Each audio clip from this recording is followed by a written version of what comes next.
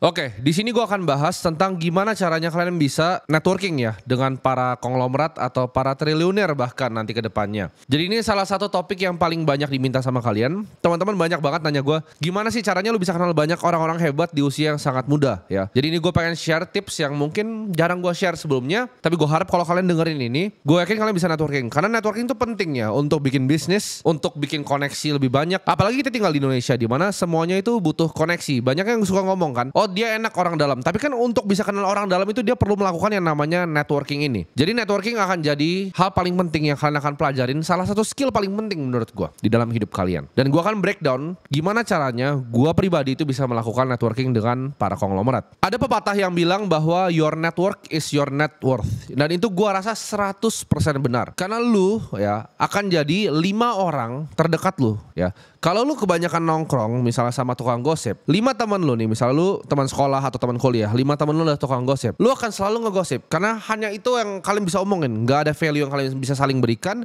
gak ada ide bisnis yang kalian bisa omongkan, dan hanya yang lu bisa lakukan adalah jadi tukang gosip. Sedangkan kalau lu nongkrong sama tukang sepeda contohnya ya, 5 teman lu itu main sepeda ya kan, muter-muter sepeda, lu pasti beli sepeda dan akhirnya naik sepeda. Kalau 5 teman lu itu konglomerat, ujung-ujungnya lu pasti akan jadi konglomerat juga. Nah sebelum gue akan sharing tips gue pengen kalian bisa punya kacamata dari para mentor yang kalian mau capai ini ya. Kalian mau ketemu sama mentor-mentor ini, gue mau kasih kalian sedikit gambaran gimana caranya mereka itu mikir tentang kalian. Anggaplah kalian punya mimpi kan pasti. Anggap kalian udah 20 tahun di depan, 30 tahun di depan, 40 tahun di depan ya. Kalian tuh udah beneran sukses ya kan, udah pengusaha yang hebat atau investor yang hebat, uang kalian sudah banyak, koneksi kalian di mana-mana. Ya, lalu kalian ngeliat diri kalian sendiri yang sekarang. Mungkin kalian sekolahnya sama kalian, cara ngomongnya sama, ambisinya sama gitu. Anak ini gila gitu, dari kecil udah gila gitu, ambisinya sama, kemauannya keras gitu. Dan nggak cuma ambisi, dia benar-benar melakukan sesuatu, coba-coba terus. Ya, lalu anak ini datang ke kalian, misalnya dia DM kalian bilang, bro ngopi yuk gitu. Apa yang akan kalian lakukan? Kalian udah sukses nih 40 tahun lagi. Tapi anak ini punya banyak sekali kemiripan dengan kalian. Gue yakin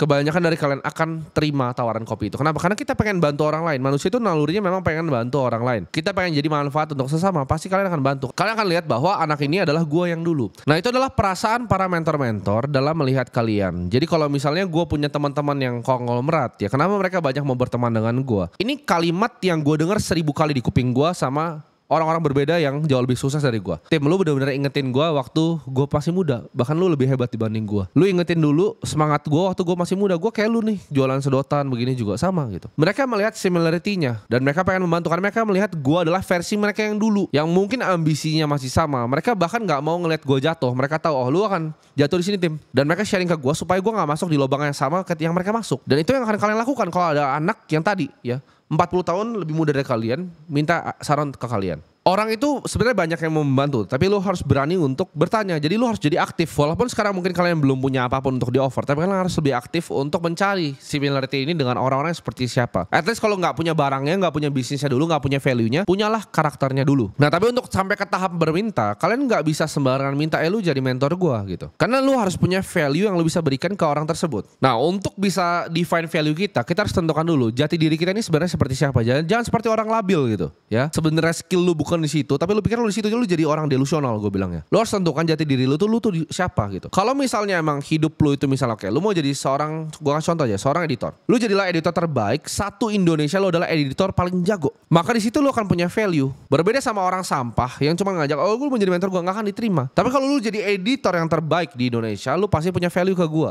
Kalau lu mau jadi crypto trader, lu jadilah trader yang paling jago satu Indonesia. Di situ lu punya value untuk gue.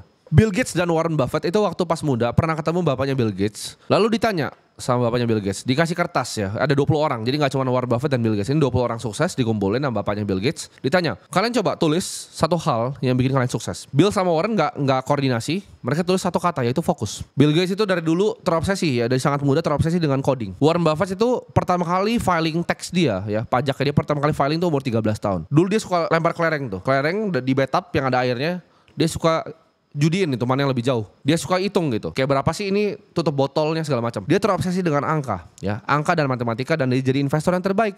Dia nggak pernah ke kanan ke kiri, selalu jadi investor dan jadi yang terbaik ya. Bill Gates juga sama, dia terobsesi dengan coding. Oh ini bisa bikin sesuatu ini dengan software dan segala macam. Jadilah Microsoft ya, perusahaan nomor 1 dengan market cap paling besar di dunia. Karena kenapa? Satu hal, fokus. Ini nggak cuma ada di dunia bisnis ya, tapi di dunia manapun selalu sama ya. Misalnya contoh di industri medis, Tony Fauci itu dari kecil selalu udah mau nyelesain penyakit menular. Selama 50 tahun ya, 5 dekade loh, 5 dekade dia gak pernah keluar, penyakit menular terus dia fokus. Akhirnya ketika terjadi pandemi 100 tahun sekali, dia yang dipanggil pemerintah untuk bisa handle pandeminya. Itu contoh fokus. Ketika kalian mau define kalian itu mau jadi siapa, jati diri kalian itu udah gak labil lagi, kalian berhasil fokus di satu bidang, gak usah, kalau udah kerja satu udah satu aja gitu, gak usah sok-sok lu bisa A, bisa B, bisa C. Gini contoh, lu mau apply kerja gitu ya, lu jadi bos deh, ada karyawan mau apply kerja, dia bilang, bos gue bisa multitasking, gue bisa ngedit ya kan, gue bisa modeling juga di Excel, gue bisa bikin operasional, gue bisa IT juga bos. Lu bakal hire gak? Gak mungkin, pasti lu bilang nih orang tukang banyak bacot gitu. Manusia itu gak ada yang bisa semua hal. Oh kadang lebih bagus untuk jadi generalis dibanding spesialis. Itu lu di dunia yang mana ya?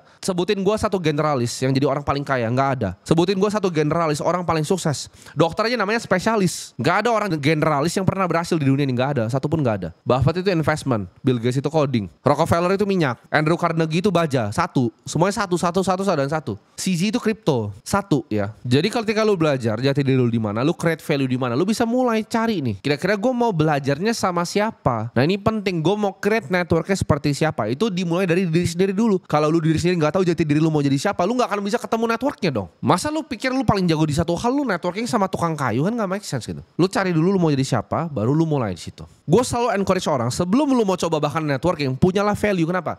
Kalau lu nggak punya value, apa yang lu mau tawarin bos? Lu bukan pebisnis, ya. Lu punya skill juga enggak, ngedit juga jago juga enggak, ya. Bikin media nggak bisa, trading juga kagak bisa. Skill lu apa? Selain tidur, ya. Gak ada skill yang lu punya. Jadi kalau lu gak punya skill, gak punya value, gak usah mimpi untuk networking. Gak akan pernah ada yang mau ketemu sama lu. Contohnya, lu sekarang gak punya skill, lu ketemuin gue bantuin lu ini, gue punya ide bikin bisnis kopi kayak begini. Gak penting. Lu gak pernah bisa bikin apa-apa dan gak pernah terjadi barang yang lu bikin. Gak ada value yang lu bisa offer ke gue gak akan pernah mau jadi mentor lu gitu. Beda nih ketika lu datang gue, lu DM, lu bilang gini, kok gue lihat nih, lu waktu itu lu mimpi lu mau punya Crypto City gitu. Gue ada konsep ya, apartemen modern, kira-kira gue butuh modal 200 miliar. 200 miliar ini gue pakai dan gue bakal ngutang sama bank lagi sekian, skemanya sekian, udah ada tanahnya, apartemennya gue udah pernah bangun 3 apartemen sebelumnya. Nah lu mau nggak partneran sama gue untuk bangun apartemen ini yang untuk anak-anak kripto tinggal di sini? Nah itu beda cerita. Atau misalnya gue ada tanah 600 hektar di Uluwatu gitu, mau bangun komunal area, developernya seperti ini site plan-nya, ini udah beres nih, bebasin tanahnya. Itu beda cerita gitu. Tapi kalau lu nggak ada value datang ke gue, oh gue mau bikin coffee shop di pinggir jalan, udah lu cari yang selevel dulu gitu, ya. Jadi jangan salah kaprah. Ini penting nih.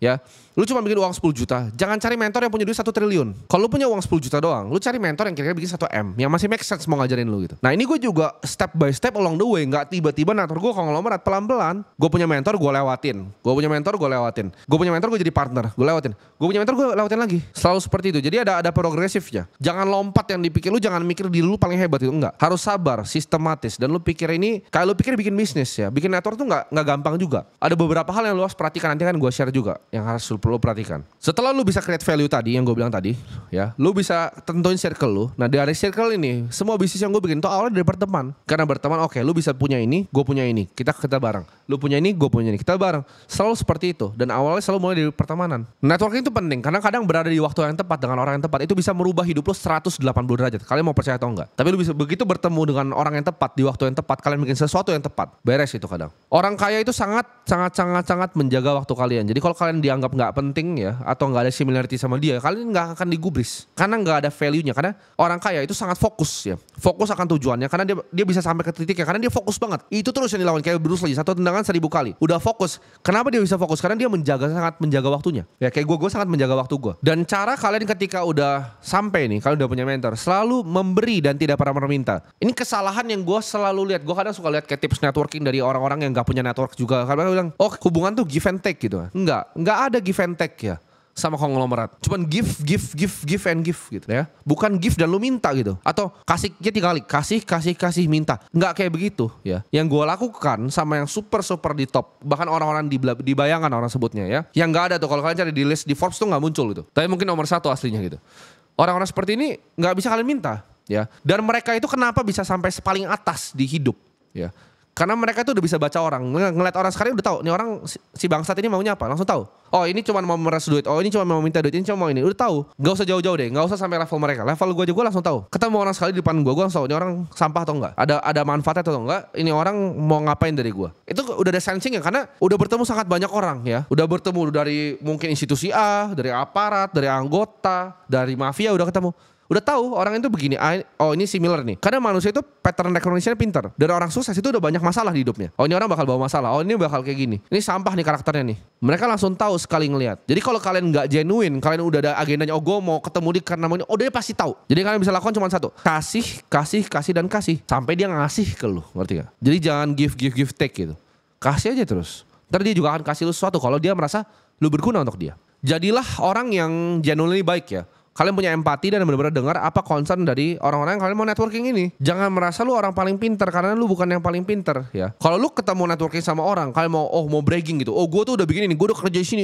Selalu gue dengar orang seperti itu. Baru ketemu, udah ngomong terus gitu. Gue tuh hebat begini, gue ini. Enggak, lu gak hebat-hebat banget. Jadi kalian belajar punya humility juga kalau ketemu sama orang. Karena kenapa? Kalau kita ngebacot, ya kita ngomong, itu cuman apa yang kita tahu di otak kita. Sedangkan kalau lu dengerin orang, itu apa yang mereka tahu ya. Ngapain coba? Lu ngomong sesuatu yang lu udah tahu gitu loh. Fungsinya buat ngisi otak lu tuh apa? Nol. Yang keluar dari mulut lu semua itu nggak ada yang penting. Itu hanya apa yang lu tahu. Kalau orang lebih sukses dari lu, yang lu lakukan cuma satu, dengerin. Tanya dan dengerin. Jangan kayak, tapi ini begini-begini. Enggak, lu goblok gitu. Jangan pernah ngomong, jangan pernah motong gitu. Karena nggak ada value-nya yang keluar dari mulut lu. Makanya kadang kalau misalnya kalian lihat ya, kalau konglomerat atau orang-orang yang sukses yang pernah ketemu gue di aslinya pasti tahu. Gue itu berbeda dengan apa yang di kamera. Bahkan tuh kalian banyak yang nggak bisa melihat seperti itu. Karena level kalian masih di situ. Tapi kadang konglomerat ngeliat gue udah tahu nih, oh ini orang sebenarnya asli begini. Bahkan dari kamera. Karena kalau lu ngejudge orang dari kamera sama aslinya, itu kayak lu ngejudge pemain film ya. Dari film yang dia mainkan. Berbeda total ya, berbeda total. Gue menyampaikan karakter seperti ini karena ada agendanya. Karena gue pengen kalian bisa mengerti apa yang gue sampaikan ya. Karena kalau kadang orang Indonesia dibaik-baikin jadi sampah hidupnya. Harus sekali-sekali ditampar-tampar seperti ini. Jadi buat kalian yang mau networking, itu beberapa tips yang gue bisa kasih. Dan mungkin tips terakhir, ini simple tapi ini sangat bermanfaat ya. Jangan pernah telat. Karena mereka sangat menghargai waktu. Lu ketemu orang kaya datang sejam sebelum. Tapi gak datang sejam sebelum. Lu tunggu di situ. Waktu lu gak penting. Waktu dia 1 jam ya. Lu gak akan pernah bisa bayar dengan hidup lu. Sampai dari lu hidup sampai lu mati. Lu gak bisa bayar waktunya. Jadi jangan pernah telat. Karena orang kaya paling benci orang yang telat sama waktu. Jadi kalau kalian udah ketemu sama orang nih, sejam sebelum, tunggu aja ya. Oh tapi gue malas ya. Hidup lu tuh gak penting gitu. Lu tidur juga gak ada yang peduli gitu. Mungkin lu hilang besok juga gak ada yang sayang sama lu gitu. Orang tua lu 3 bulan juga mungkin lupa nanti sama lu. Jadi jangan anggap waktu lu tuh penting. Jadi selalu hargai waktu ketika lu berhasil mendapatkan pertemuan dengan orang yang lebih kaya. Jadi build value dulu, tentuin jati diri lu, buat circle lu. Lihat, network lu yang bikin, mau di industri mana lu yang bikin nih. Baru terakhir lu selalu kasih ke mereka. Punya empati, mendengarkan, give and keep giving sampai akhirnya mentor lu ini bisa give ke lu. Itu saran dari gua untuk bisa networking dengan para konglomerat.